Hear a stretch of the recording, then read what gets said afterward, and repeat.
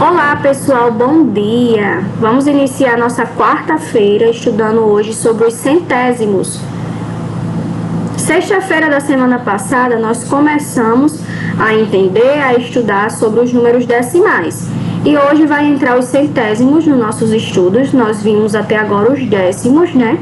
Vimos a relação dos números decimais com os números fracionários, como transformar um número fracionário em um número decimal, quando que o número vai ser considerado número decimal.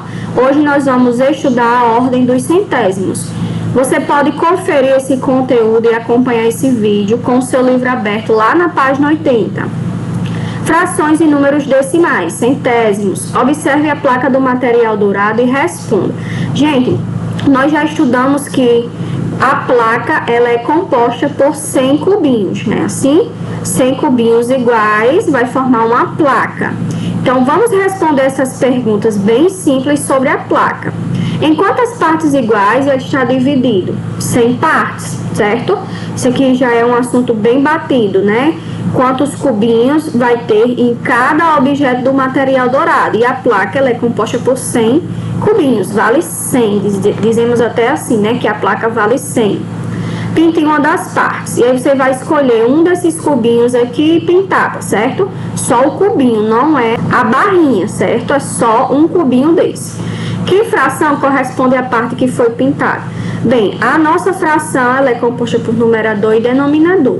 Vou completar aqui o numerador com a parte pintada, que vai ser uma parte, e o denominador com a quantidade de partes iguais em que a placa foi dividida, que no caso foram 100 partes. Então, minha fração vai ficar 1 sobre 100, ou seja, 1 centésimo. Para escrever essa fração na forma decimal, utilizaremos com o apoio da tabela abaixo, que agora possui a ordem dos centésimos. Até ontem nós vimos sobre os décimos, a ordem dos décimos, né? A gente sempre estava transformando as frações até a ordem dos décimos. Hoje vai entrar os centésimos, tá bom? Primeiro passo, temos o inteiro pintado? Não temos o inteiro pintado, pessoal. Vocês pintaram só uma parte, vocês não pintaram a placa toda. Então, quando não tem o inteiro pintado, nós já sabemos que iremos preencher com o número. Muito bem, o número 0, vírgula, repete a vírgula, 0, vírgula. Agora vamos para o terceiro passo. Quantas partes foram pintadas? Uma parte. Escreva aqui o número 1. Colocamos essa quantidade na ordem dos centésimos da parte decimal e nos décimos colocamos 0. Então, vamos obedecer aqui, ó. Coloco o 0 no décimo e o 1 no centésimo. Por quê, pessoal? A partir do momento que vai aparecer novas ordens aqui na parte decimal, nós vamos preencher sempre da direita para a esquerda, tá certo? Então, vamos obedecer. Vamos colocar um 0 aqui e 1, que foi a parte pintada. Se a minha figura foi dividida em 100 partes, eu sempre vou começar a preencher o número decimal lá na ordem dos centésimos. Se a minha figura tivesse sido dividida em 1000 partes, eu sempre iria preencher, começar a preencher aí a tabelinha dos números decimais lá na ordem dos milésimos, certo? Até a semana passada, nós sempre estávamos preenchendo aqui, ó, nos décimos, porque as figuras que estudamos estavam divididas em 10 partes iguais. Então, a parte pintada, a parte do numerador, digamos assim, sempre era preenchida aqui nos décimos, porque nós tínhamos uma figura dividida em 10 partes.